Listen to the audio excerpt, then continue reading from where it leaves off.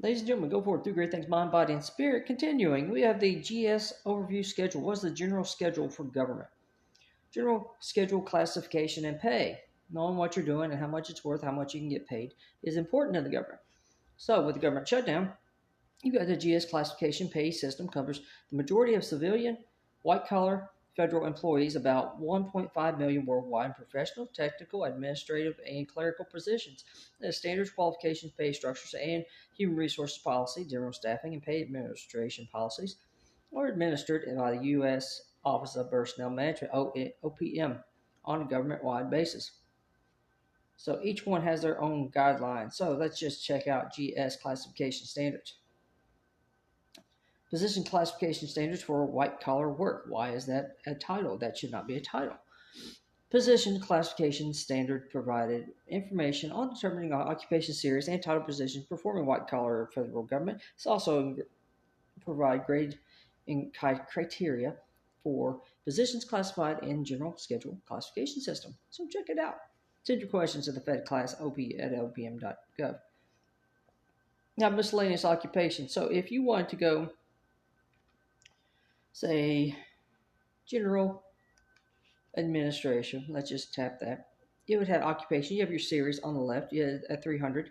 Okay, they're listed as 300, 03s all the way down. And then you go to miscellaneous administration program series. We'll pull that up right here.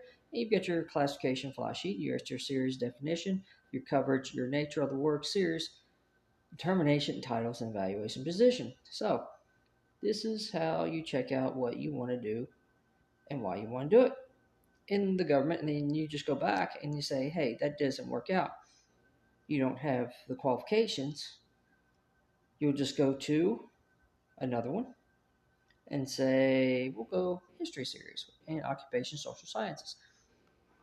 Occupational information, title, evaluation, historian, all the way down. So you've got your series definition, occupational information, distinctions from related occupations, relationship to museum curator and title, got your evaluation on supervisory historian positions, you got your nature of assignment, degree of responsibility, you got your notes to user for the standard, etc., etc.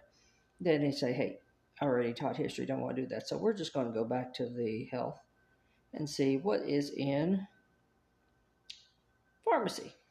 Let's just check that out in 0600, okay? GS 0661. Definition, coverage, exclusions, titles. Got your pharmacy aid, pharmacy tech, GS as well. You've got your definition, your coverage as well with exclusions, your titles, your pharmacy aid and technician. Got your criteria and your standard, which is GS right there, and your aid GS as well. Pharmacy tech and aid. But what if that just doesn't make sense? How do you do that? Well, that's a good question. I don't know how to do that either. So, looking at all these, you've got your series. In each one, you can break it down like you're on the dance floor, and you're just going to check it out because obviously, like in physical sciences group, you don't have many options on there. They're available. So you've got your control, and you have to go to another step for that. So, you got your library archives, you've got your math and statistics, statistical assistant series. So you like your numbers. You've got your definition, coverage, exclusions. You've got your statistical clerks and assistants as well in different levels.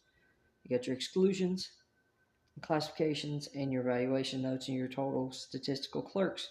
So what do you and your assistants? So what do we do about that? Like, what process do you need to do to check out all of this to say, hey, I'm really good at A, B, and C, but what's available?